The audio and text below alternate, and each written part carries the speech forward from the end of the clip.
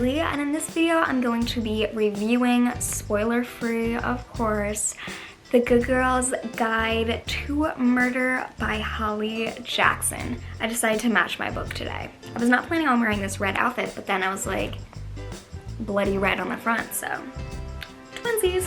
So let's start off with a quick plot summary. So Pippa Fitz-Amobi has always been that in between the lines, straight A student, always on point, always doing her schoolwork, turning stuff in early, getting it done. And honestly, her only flaw is that she's a borderline perfectionist. So for her high school capstone project, she decided to write about a murder that happened in her town of Fairview. Honestly, when she chose to pick this topic of researching a past murder, everyone was kind of surprised, like, you could write about anything, Pip, why did you write about that? So the murder itself happened 5 years ago. So everyone in town knows that the case is over, it is shut, it is done, and the outcome was that this girl in town named Andy Bell was murdered by her boyfriend Sal Singh.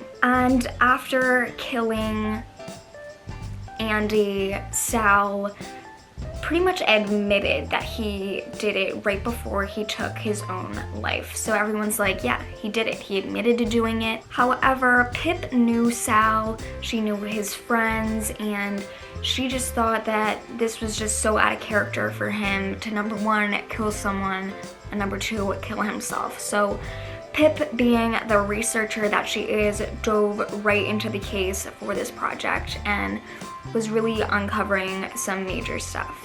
So while trying to dive deeper into the case, she started asking around town to different people, and one of the people that she went to ask questions was Sal Singh's brother, Ravi Singh. And they are about the same age, and you know, at first he was really closed off about the situation because everyone treated him horribly in the town. You know, they call him, you know, the murderer's brother, and no one wants to be friends with this murderer's brother. But Pip didn't really care because she, like, in her heart, she felt that this case wasn't over. She felt that Sal was allegedly the murderer, but not a definite yes. But that's what everybody in town thought, that it was a definite yes, he murdered Andy.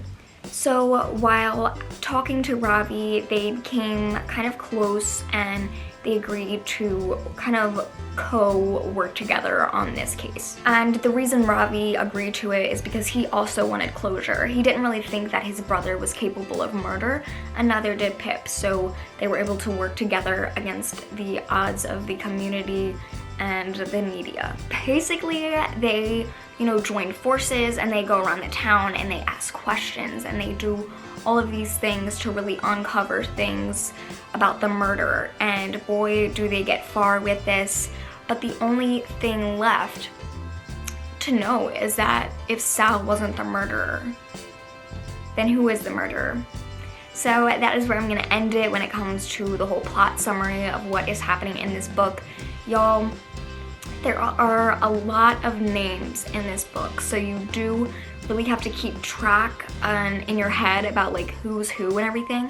But once you get it, it's super simple to understand, and that's my only thing. Like, if you are bad with names, this book isn't for you because there are a lot of names in it. However, for me, this book was something that was a little bit out of my comfort zone to read because I'm usually the type of reader that just picks up a romance book because that's what I'm comfortable reading and that's really what I love to read.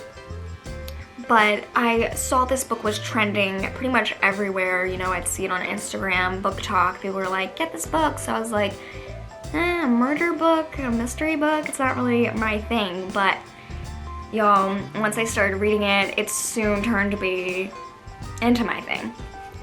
And it was something much like the other Book Talk suggestions. It was a book that I could not put down, and I literally read it, I think, in 3 days. And I couldn't like keep this book to be like I could read it throughout a week. Like, I read it in 3 days, and there was no other option for me because I could not put it down. This book definitely kept me on the edge of my seat. It was almost like the audience itself was helping Pippa and Ravi solve this murder mystery case, and I absolutely was living for it. And although, you know, you're looking at this title and it says murder and it's like connecting on the lines, it does look kind of intimidating and kind of scary to read, which, y'all, I am the biggest person to be afraid of things. Like, I cannot watch a horror movie before I go to bed. I cannot watch a horror movie by myself because I will be scared and think there's someone following me the whole night. I cannot deal with that.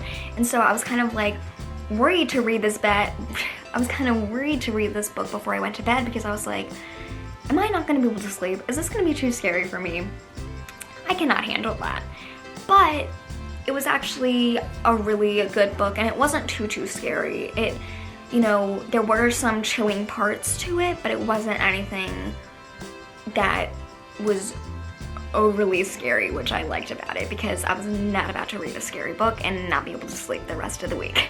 But overall, I would highly recommend this book to anybody who's a mystery genre reader. It was really good.